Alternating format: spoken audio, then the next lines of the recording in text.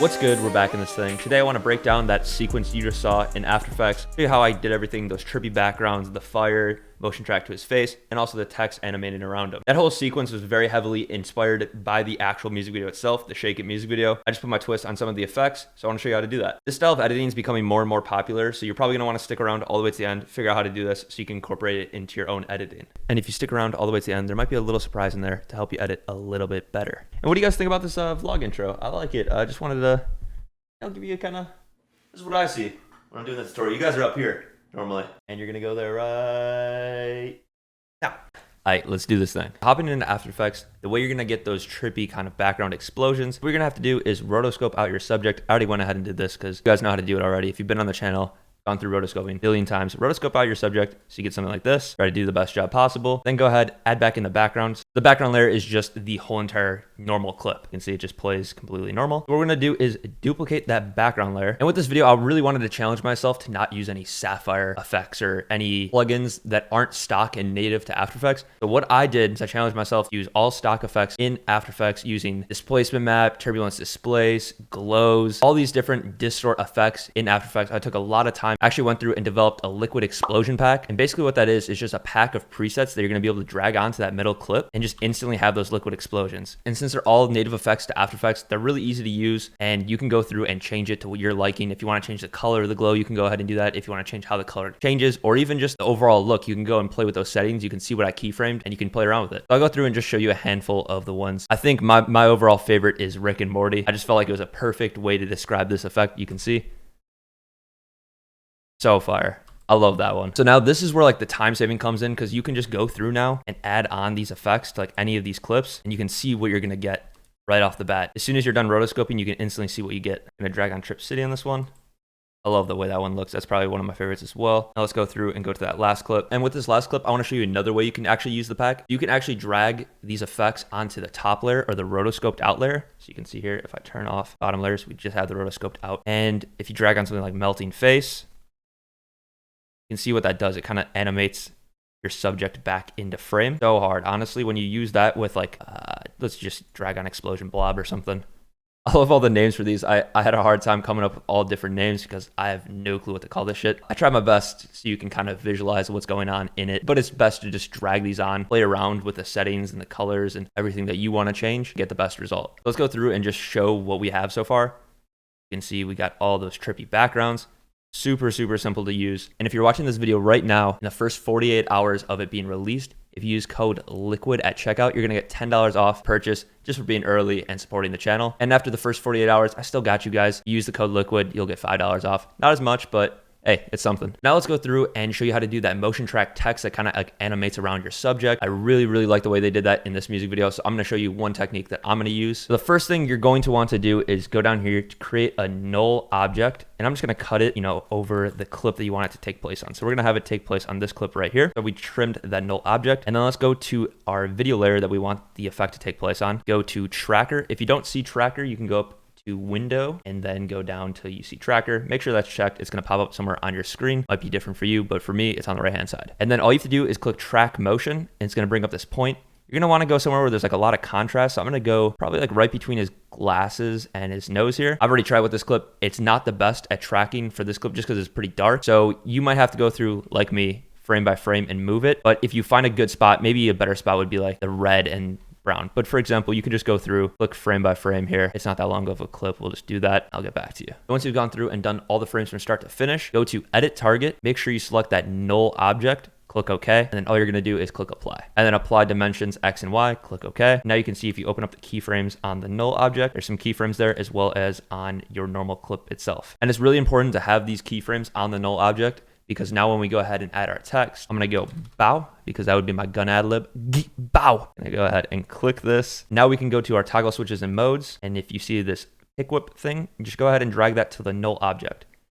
And now you can see it's motion tracked. It's going to follow his face. And what we're going to do real quick is go to toggle switches and modes until you see this motion blur tab. Click that on the text itself. And now it has a little bit of motion blur. It's looking a little bit more realistic. And now this is where we go through and animate the text if you want to take it to that next level and kind of make it look like it's swinging around his head. I'll show you how to do something like that. So I'm also going to make the text a 3D layer just to make it look a little bit more realistic when it's kind of wrapping around his head. I like it. You don't really have to. It's just a little extra step that does help. Let's go through. I'm going to start off and make the scale just a little bit smaller, but like kind of gets bigger as it comes around. I'm going to keyframe the scale, the position, and the X, Y, and Z position as well. And let's go through, make sure we have it where we want it on the first frame. I'm going to go through and maybe make the Y rotation, something like that. So it's like rotated out a little bit, but kind of does like a semicircle around him. And then let's go like 5 frames. 1, 2, 3, maybe 3 frames actually, I lied. And we kind of want it to like go up and around. So I'm going to have it a little bit hidden behind here. And I'm going to change the rotation of that Y just a little bit, probably make it about 0 here. And we can go 1, 2, 3.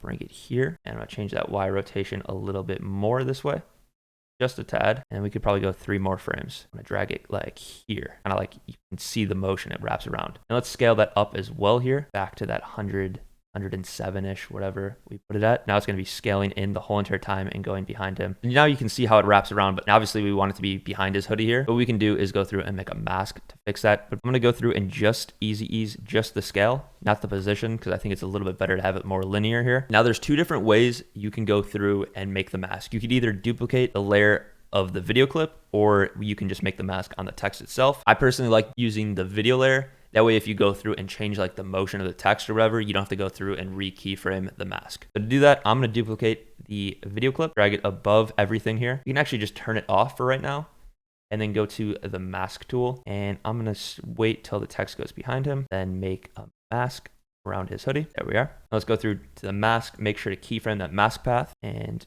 just go click shift and then click on a point. It's going to move individual points. Go ahead and do that. And the nice thing is since it's moving pretty fast, you don't have to be perfect every single time. I very rarely like actually go through and change the positions of each point. And now you just got to think about it depending on your clip. You can see it was going behind him and now it's going to start going in front of him. So we actually don't want the mask to be here. So I'm just going to drag it all the way off screen here. That way it doesn't mask it out. So now if we go turn back on that layer, you can see what we have here goes behind him, and maybe we just need to expand the mask just a little bit and feather it just a little bit. Now it goes behind the hoodie just like that. It looks really good. And some things I would add to the text personally is maybe some sapphire flicker just to give it a little bit of that brightness jumping. I'm going to turn up the amplitude a bunch and probably frequency as well. And then even some glow would look really good on some text. Gotta turn that down a lot. And then also what I would do just to make it a little bit more readable, maybe some drop shadow. Has to do 100, distance is 0, and then just make it a little bit softer. Now you can see there's just a little bit more contrast there. And you can even go through and like maybe add some grain or something on to the text. That's going to also help it be a little bit more readable, but it's also going to make it render a lot slower. So I'm just going to take that off for now. If you want to, go ahead and do that. Now, the nice thing is, since we do have that null object, we can actually go through and add other motion track stuff. So for example, in the music video, the shaken music video, it kind of had like fire motion track throughout. So I'm going to go through and drag on this fire burst from Cinepacks. If you're interested in snagging their fire effects pack, you can use code Bryan5 at checkout. It'll save you $5. Also support the kid over here. So appreciate it. And I'm going to go to toggle switches and modes, go to screen, and I'm just going to trim it before it starts. And find somewhere where I want it to end. And we got to make sure it's above the video clip layer. So it's actually going to be above his face. You go through and pick whip that to the null. Make sure to turn on motion blur. And it's going to be motion track, but obviously not in the right spot right now. I'm going to go through, go to the transform options, have it start down here. And for this fire I chose, it has a harsh edge. So easy fix for that would just be do something like the mask tool. A mask around down here, pi. Block out any of that fire, put into it just a bit. You know, that's what I'll do. I'll actually have fire come out of his mouth too. I think that'd be hard. So let's do that. Go through the mask object. I'm just going to feather it a bit just to make it a little smoother. I like the way that looks, but the only issue is I want the text to now go in front of the fire. What I'm going to do is split the fire burst layer right where the text is about to go through it. And this is going to be a simple fix. I'm just going to go through, split the text and drag that above the fire burst. You can see it now goes in front of the fire. And that's really hard, but I want this fire to be like a little bit more red I'm going to add Lumetri color. And then in the Cinepacks pack, they also just include Fire LUTs, which is pretty nice. I just went to Lumetri color, creative, and then you can open up any of these colors. I think Toasty sounds kind of cool. Let's see if it's a little bit more red. I like the way that looks, but they have like a bunch of different ones. I think like there's like some blue and purple, and yeah, you can change the color of it. So that's a little nice extra bonus that they add. I'm going to keep it with Toasty, and then I'm going to copy that Lumetri color to this clip since we split it. That's looking hard. Now, the last thing I would do just to transition this a little bit more and keep with that fire element, I'm going to drag on this embers overlay. And since it's 4K, we need to scale it down to 50%. And then go ahead and turn that to screen. This is a really simple transition, but I like the way it looks, so we're going to add it in. And then I'm just going to find a spot where I want it to end, probably right after all this. Like right there is pretty good. Split it, press T to go to opacity. We're going to keyframe the opacity to 0 here, and then go like 3 or 4 frames back.